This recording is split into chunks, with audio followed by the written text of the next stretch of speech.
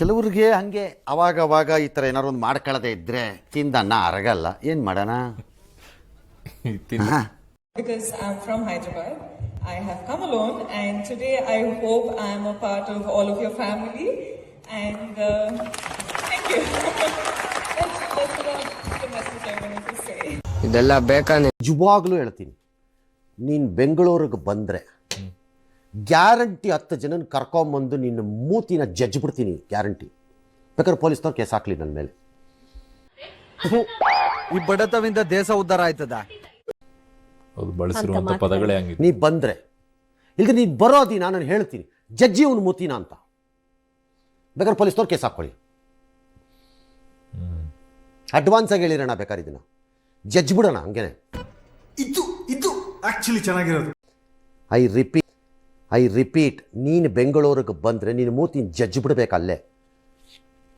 ಇನ್ನೊಂದು ಸರಿ ಯೂಟ್ಯೂಬಲ್ಲಿ ನಿನ್ನ ಮುಖ ಕಾಣಬಾರ್ದು.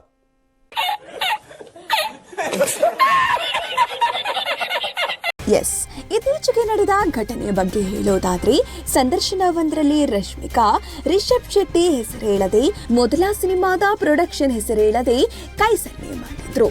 ಇದು ಕನ್ನಡ ಸಿನಿಮಾ ಪ್ರೇಮಿಗಳ ಸಿಟ್ಟಿಗೆ ಕಾರಣವಾಗಿತ್ತು. ಅಷ್ಟೇ ಅಲ್ಲ, ಟ್ರೋಲರ್ಸ್ಗೆ ಆಹಾರವಾಗಿದ್ರು. ಇದೀಗ ಹೇಳಕ್ಕೂ ಒಂದಿದೆ ಬಾಯಿದೆ ಅಂತ ಏನ್ ಬೇಕಾದೇನು ಬೇಡದ. ಚಾವ ಚಿತ್ರದ ಪ್ರಚಾರದಲ್ಲಿ ಮಾತಾಡುವಾಗ, ನಾನು ಹೈದರಾಬಾದ್ನವಳು, ನಾನು ಅಲ್ಲಿಂದ ಒಬ್ಬಂಟಿಯಾಗಿ ಬಂದಿದ್ದೇನೆ, ಬಹುಶಃ ನಾನು ಈಗ ನಿಮ್ಮ ಕುಟುಂಬದ ಭಾಗ ಆಗಿದ್ದೇನೆ ಎಂದು ಹೇಳಿದ್ದಾರೆ ರಶ್ಮಿಕಾ. ಇದೇ ಜಾಗದಲ್ಲಿ ಯಾವ್ದಾದ್ರು ಗಂಡ್ಸಿದ್ರೆ ಬರೀ ಡಿಚ್ಚಿ ಹೊಡೆದೇ ಸಾಯಿಸ್ಬಿಡ್ತಾ ಇದೆ. ಏನ್ ಮಾಡ್ತೀಯಾ? ಬ್ರಹ್ಮನ್ ಮಿಸ್ಟೇಕ್, ಹೆಣ್ಣಾಗ್ಬಿಟ್ಬಿಟ್ಟಿದ್ಯಾ. ಇದು ಈ ಆಟಿಟ್ಯೂಡ್ ಇದ್ದಿದ್ರೆ ಇಂತಹ ಜಂತುಳುಗಳು ಇರ್ತಿರ್ಲಿಲ್ಲ. ಅದಿಲ್ಲ. ಹಾಗಾಗಿ ಯಾರೇನ್ ಬೇಕಾದ್ರೂ ಮಾಡ್ಬೋದು. ಈ ದೇಶದಲ್ಲಿ ಯಾರೇನ್ ಬೇಕಾದ್ರೂ ಮಾಡ್ಬೋದು.